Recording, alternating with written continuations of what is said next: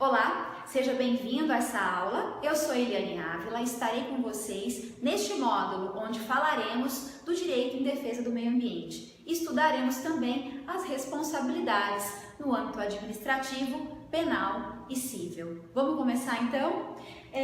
Vamos lá. Para a gente falar do direito em defesa do meio ambiente, nós precisamos entender por que esse meio ambiente precisa de uma proteção jurídica. Porque todos os bens precisam de uma proteção jurídica, mas esse em específico, por ser um bem coletivo e difuso, essa proteção ela é muito importante. Então, o meio ambiente, por não ser um bem individual, e sim um bem difuso e coletivo, ele necessita de todo um ordenamento, toda uma movimentação da legislação para essa proteção ampla, uma proteção ampla. Quando nós falamos, então, desse meio ambiente extremamente relevante, então, para toda uma humanidade, quando falamos de meio ambiente, direito à vida, então, por isso, um direito fundamental, nós precisamos de uma legislação muito mais protecionista, muito mais preventiva do que uma legislação corretiva. Então, fundamentalmente, a legislação ambiental brasileira, ela é preventiva, por conta mesmo de que se acontece um dano ao ambiente que é da coletividade, é muito difícil de retornar ao status quo ante, né, ao estado anterior aí deste ambiente que veio a ser degradado. Então, vamos começar quando a gente fala desse meio ambiente, né, e do direito em defesa do meio ambiente. Esse direito ele se desdobra em três vertentes para que o ambiente seja então protegido de forma bastante ampla. Quais são essas vertentes? Nós temos uma vertente então social, nós temos uma vertente econômica e nós temos uma vertente ambiental.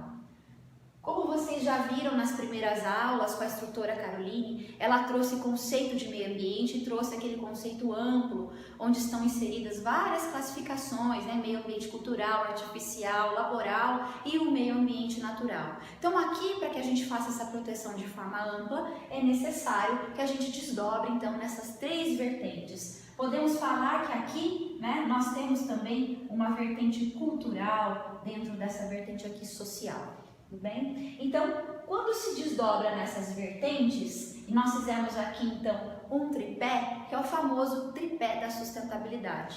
Quando nós temos essas três vertentes bastante próximas e equilibradas, nós falamos no desenvolvimento sustentável. Para a gente entender mais e melhor essa questão, eu gosto muito de representar a sustentabilidade nesses três elos aqui. Vamos imaginar então que um elo é o social, um elo é o econômico e o outro elo é o ambiental. E vamos imaginar que essa interseção seria a relação, o equilíbrio entre essas três vertentes. Então imagine, quanto mais eu separar esses elos, quanto mais eu afastá-los, menor essa interseção entre essas três vertentes, então mais distante nós estamos da sustentabilidade. E se eu apertar esses elos até aproximá-los e eles se tornarem apenas um, quando isso acontece, nós falamos então que aconteceu a sustentabilidade, que existe a sustentabilidade, que existe o equilíbrio, que existe o desenvolvimento sustentável. Basicamente, quando nós falamos do tripé da sustentabilidade, é lembrar desse tripé aqui, dessas três vertentes, e vamos imaginar esses três elos muito próximos, muito juntos e muito equilibrados. E falando dessas três vertentes, quando nós falamos então da proteção ambiental de forma ampla, o que nós temos como base de legislação para a proteção desse ambiente de forma ampla? Nós temos uma Constituição Federal bastante atuante em termos ambiental, temos um capítulo específico, conforme vocês já viram nos princípios, e temos o artigo 225 que nos traz essa proteção de forma bastante ampla. E nós temos também a lei, que eu vou colocar aqui para vocês, vou vir do lado de cá para ficar mais fácil.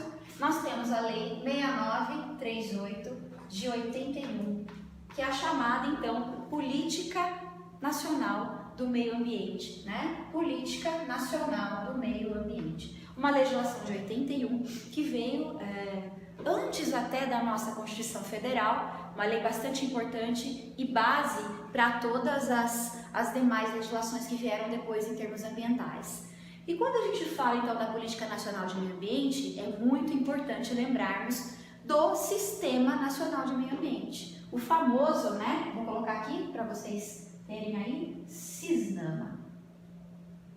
O SISNAMA, que é o Sistema Nacional de Meio Ambiente, ele trouxe os órgãos específicos para cada função específica dentro da área ambiental. Então, para a gente entender essa questão do SISNAMA, eu vou representá-lo aqui nessa pirâmide, ok? Então, se nós formos pensar, né, lá no topo da nossa pirâmide, quem estaria dentro desse sistema aqui que é o SISNAMA? Primeiro, nós vamos pensar num conselho de governo. O que seria esse conselho de governo, um órgão superior? Porque todo governo precisa do seu conselho para cada assunto específico e não seria diferente para a questão ambiental. Então, o Poder Executivo, ele tem um conselho especificamente da área ambiental que vai tratar de todas as questões ambientais e vai tratar das legislações ambientais, vai aconselhar então todo o governo em relação, legislar em relação a essas questões ambientais. Então lá no topo da pirâmide nós temos então esse conselho de governo. Logo abaixo nós temos aqui o que nós chamamos de conselho consultivo. Quem seria esse conselho consultivo? E ele também é deliberativo, então, além dele fazer consultas, ele também delibera em relação às legislações específicas da área ambiental. E aqui a gente pode dar como exemplo o CONAMA, que é o Conselho Nacional de Meio Ambiente. Então, além do CONAMA auxiliar o Conselho de Governo, ele também delibera em relação a legislações. Então, vamos pensar, o que não existe legislação específica para tratar, o CONAMA vem e traz uma resolução específica para aquele assunto, às vezes até mais de uma resolução. Então a gente pode dar um exemplo, pneus inservíveis. Nós não temos uma legislação específica federal que fale sobre isso, mas nós temos uma resolução CONAMA que fala especificamente desse assunto. Podemos falar também questão de construção, né, a parte de resíduos de construção civil. Nós também temos uma resolução CONAMA específica para esse setor e para esse assunto, né? Enfim, nós temos aqui então um conselho de governo e temos um conselho consultivo e deliberativo que a gente pode colocar como o CONAMA, ok? O que vem logo abaixo aqui da nossa pirâmide, bem no centro da nossa pirâmide? Nós podemos chamar como um órgão central, porque ele vai estar bem no centro. E aqui entrariam as secretarias de meio ambiente. Essas secretarias, elas estão então no centro, né, de todo esse sistema. Então ela trabalha tanto para cima quanto para baixo, tanto para os órgãos que estão acima quanto para os órgãos que estão abaixo, e ela auxilia então nessa formação de toda essa legislação específica na área ambiental, tá? Então aqui estão as secretarias de meio ambiente. Aqui a gente pode dizer que essas secretarias em âmbito federal, ok? Não em âmbito estadual, municipal, que nós temos secretarias também. Depois desse órgão então central, nós temos aí um órgão que a gente chama de executor. Então, um órgão executor. Ele executa, ele faz acontecer toda essa legislação, então, que vem de lá de cima, desde o Conselho de Governo, o CONAMA. Então, tudo isso tem que ser executado por algum órgão específico. E aqui nós podemos dar o exemplo do IBAMA. O IBAMA entraria nesse órgão central, né, porque ele faz executar a legislação. Inclusive, ele pode fiscalizar, ele pode autuar, então ele precisa fazer que a legislação seja cumprida. Aqui entraria também, por exemplo, o ICMBio, também conhecido aí como Instituto Chico Mendes, né, que também faz executar legislações específicas. Legal? O que nós temos aí mais abaixo, então? Depois na nossa pirâmide, né? Eu vou apagar aqui para ficar mais fácil para a gente poder escrever aqui na parte de baixo da nossa pirâmide. Então, logo abaixo aqui do IBAMA, né, do nosso órgão executivo, nós teremos os órgãos seccionais.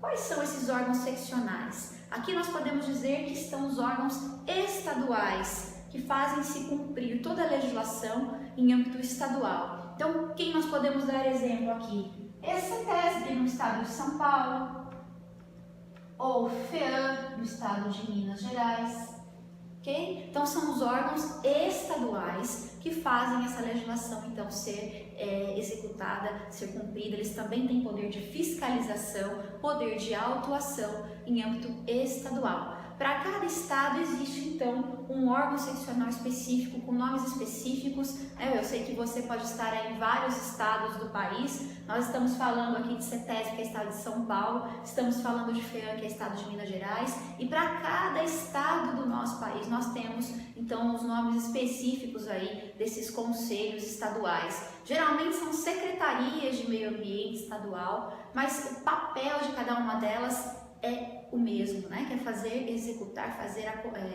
que as leis sejam realmente cumpridas. E por fim, nós temos aqui abaixo os órgãos, então, locais, que nós podemos trazer aqui como exemplo, né? Os departamentos de meio ambiente, por exemplo.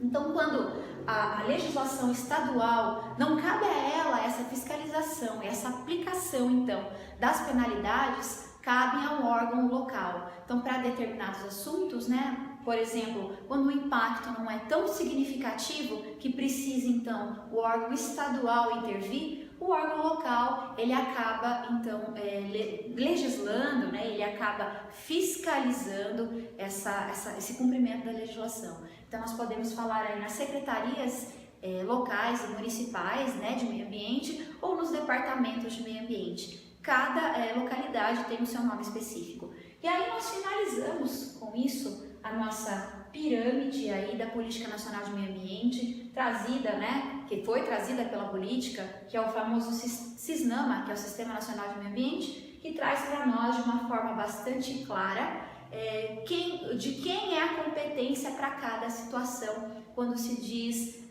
na aplicação da legislação e na fiscalização dessa aplicação aí em âmbito federal, estadual e municipal. Legal, pessoal? Espero que tenha ficado prático para vocês entenderem o que seria esse SISNAMA trazido pela 6938 de 81, que é a Política Nacional de Meio Ambiente. Legal? Então, muito obrigada. Vejo você no próximo vídeo. Até lá!